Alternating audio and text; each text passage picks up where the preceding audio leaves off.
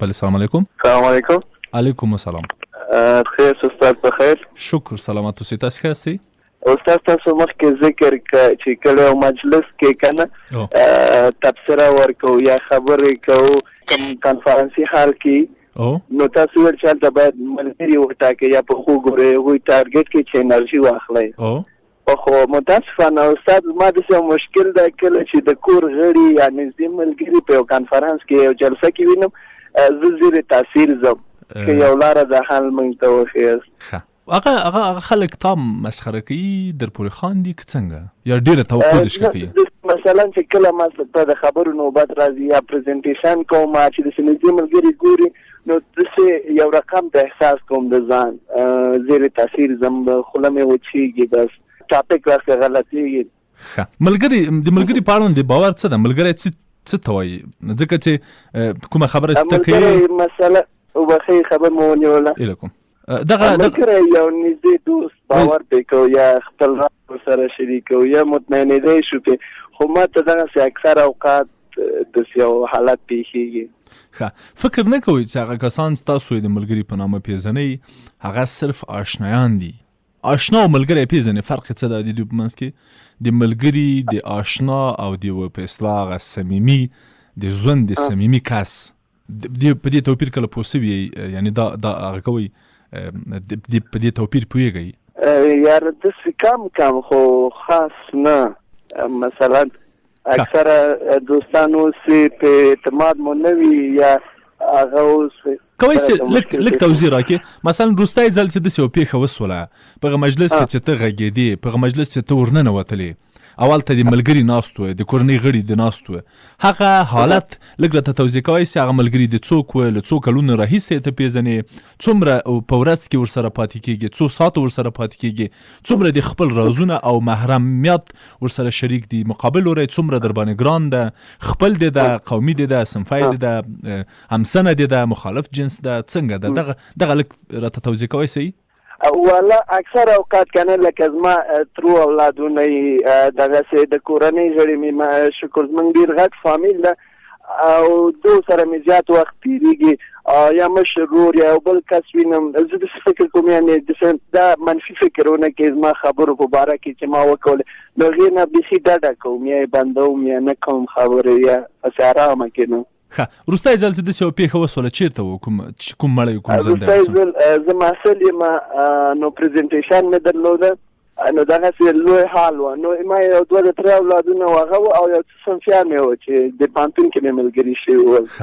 او نو پریزنټیشن ته جګ شوم تقریبا یو 15 دقیقې ما لیکچر ورکړې خبرې مې وکولې دې نه بعد سترګې مې یو په ملګري باندې وخوړې هغه داسې لږ وخندل بس او ما داسې د حالات بدل شو بل رقم شو ټاپک هم راسته ورک شو. صحیح وینې ګوره خبره راووتله آخر خبر راووته ما ګوره په اول کې تاسو ته ویلې چې یعنی هغه ملګري چې تا نږدې ملګري و هغوی خندل در پورې مسخرګي کوله په اصطلاح دا مسایل صحیح سرور ځینې توضیحات لرم ژوندي اوسه سلامت اوسئ. وحیدالله جانه یو خبره باید درته یادونه وکړم په ډېرې خواشینۍ سره باید ووایم دوستانو ټول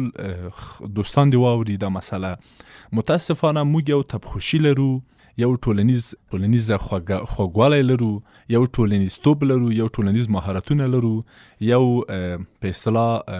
هغه خلک هغه افراد لرو چې ډېر هغه دي په دغه د ټولنیز هوش لرونکي دي اما برعکس په افغانستان کې یو مسله ډېره شړېدلې او هغه دا ده چې موږ د طنز په نامه نه پیژنو خندا د خندا په اډانه کې نه پیژنو او برعکس یو څه لرو موږ ما متاسفانه زه په ډېر خواشینۍ سره یادوم موږ ډېر خیلی یو دوستانو یعنی دا خیلګي یا دغه خیله کېدل په هر مجلس کې دغه هر چیرته هر موضوع خیلګۍ ته کش کول یا خیلګۍ د خیلګۍ چوکاټ ته راچول دغه متاسفانه د ډېرو ځوانانو په روحیه باندې ډېره منفي اغېز کوي. هماغه ډول چې وحیدالله جان اشاره وکړله موږ جدي نه یو یعنی موږ په ډېرو جدي مجالسو کې په ډېرو جدي محفلونو کې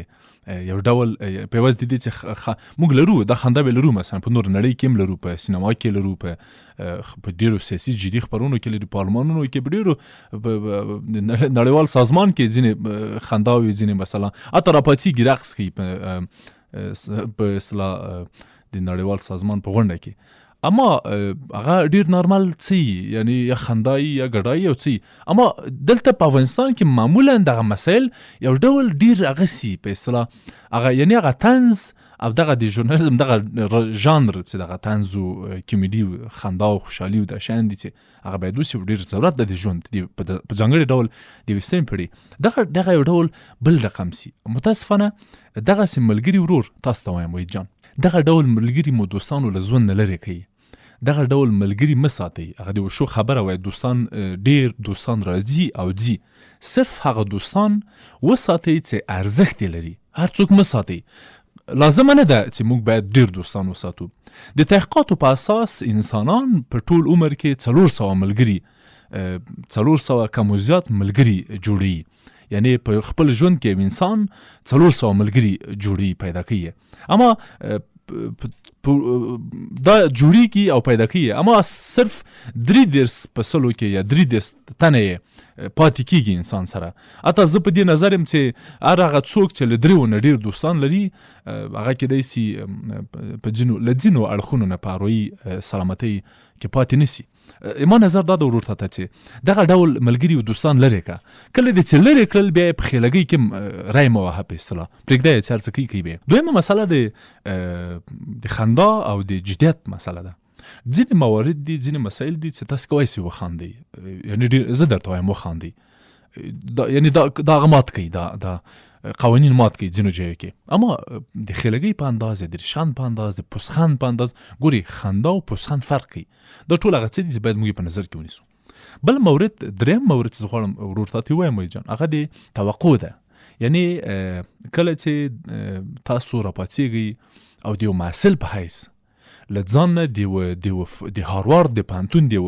هاروارد پانتون د سکالر یا د پی ایچ ډی د متخصص د کانفرنس یا د پریزنټیشن توقع کوي دا خو ډیره په اصطلاح غیر منطقي مسله ده ته یو محصل نوې راغلی محصلي کې په اصطلاح ځان محصل یعنی حاصلې نوي مسایل حاصلې که تعدیب که اقتصاددان که هنر که ښکلي هنرونه وای هر څه وای ته نوې ځان غواړي چې حاصلې کې ځینې مسایل نو بنان هغه مه کوه یعنی ته پروفیسور نه یو بل دا مثلا په یاد ولره زه معمولا د خپلو محصلینو ته دا خبره کوم چې ګورئ کله چې استاد نه یعنی زه نه یم له تاسو نه په صنف کې بهر یم تاسو دغه صنف کې یو بل وهئ هر څه چې له لاسه کېږي کوئ کله چې استاد راسي ذاتي راومغواړي چې تختې سر ته یو هغه واخلي ګبڼۍ واخلي بس رپېږئ لکه بیرغ نو که ما احساسوي خو موږ هغه خلک یو یا په اصطلاح موږ استادان هغه کسان یو چې تاسو د روزنې د تاسو د سمون د تاسو د جوړښت د تاسو د انرژي کولو د تاسو د سمبالولو د تاسو د چمتو کولو او د تاسو د هڅولو په خاطر راغلي یو یا په یو ډول استخدام سوي نو ولې د موږ حضور ولې باید تاسو دومره ناراحته کړي یعنی ډیر ځله ورور لځانه توقع مکوه ته یو محصل او ټول هغه خلک هغه کسان هغه کرکټرونه چې په صنف کې ناست دي هغه ټول محصلین دي یعنی د تاسو او د تاسو د صنفیانو کچه او اندازه ټول یو شان ده په ځینو مواردو کې کېدای سي تاسو هغه پورته کې ځینو مورد کې کېدای سي تاسو لغونه پورته دا مثلا جدي منیسه بل ما ډول چې اندونه وکړه یو ملګری ده یو آشنا ده او یو ځینې صمیمي انسانان دي د انسان په ژوند کې زه په دې باور لرم چې اته موږ خپل ډیر عیبونه ډېرې نیمګړتیاوې ډېر محرم رازونه چې مور ته یې نسو ویلی پلار ته یې نسو ویلی خپل ملګري ته یې وایو کوم ملګري ته هغه صمیمي ملګري ته ورته وایي چې دغسې یوه ستونزه لرم زه دا به څنګه سي دا مسله به څنګه حلوم یعنی دا راحت وایي ورته دا هغه صمیمي انسانان دي ښه یو ملګري دي بس آلرېډي تاسې یو چېرته په یو دفتر کې یو څوک یاستې بس ملګري لرئ یو څه ناڅه اعتماد پې کوئ خو که درته برابره سوله یوه خلک ختم درکړي وهیم هغه کوي بربادیم دا خبره هم سته چې یعنې په دې ډېر اعتماد نه کېږي ډېر اعتماد نه کېږي یو ماشنایان دي زه تا سره پېژنم ته ما سره پېژنې دا هم ډېره جدي ونیسه وای جان ته ووایم چې د تا د ستونزې یو څو واړه اړخه نور شاربو سره بیا به لاړ شو بلې اړیکې ته دا وه د ملګري آشنا او صمیمي دوست مسله اما پاتې سوله د تره د زوی مسله او د مشر ورور مسله مشر ورور او تره د تره زوی او مشر ورور قطعا په عادي انسانانو کې نه راځي یعنی تاسو ډیر راحت کوئ سي د مشر ورور نه ناراحته سي ځکه د هغوی اوریدنه ډیره د قضاوت پر بنسټ ولاړه ده یعنی هغوی تاسو قضاوت کوي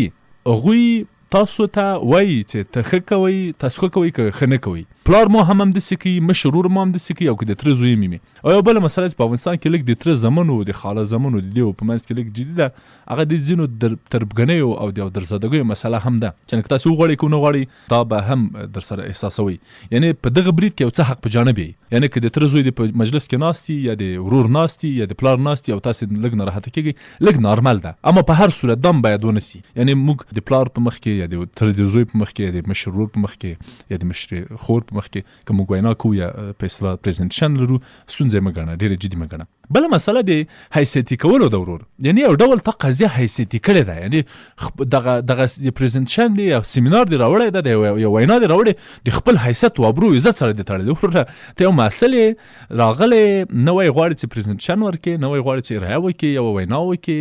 یو سیمینار ارایه کړي، او استادان دې په مراتبو له تا نه پوه دي په هغه مورد چې ته پریزنټیشن ورکړي، ډېر پوهېږي،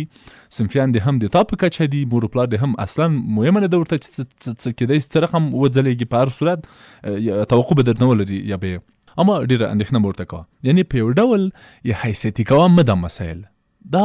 د ژوند عادي چارې دي، نارمل طبیعي. یعنې هر انسان باید په پوهنتون کې په مکتب کې راسي او د تختې په مخ کې خبرې وکړي، او که یې نه کوي نسي کولی چې فارغ سي. یعنې داسې غواړم یادونه وکړم چې هر ماشوم چې لویږي یا هر ماشوم چې دنیا ته راځي او بیا لویږي، بالاخره باید وزاړي. یعنې هېڅ انسان پرته له ژړا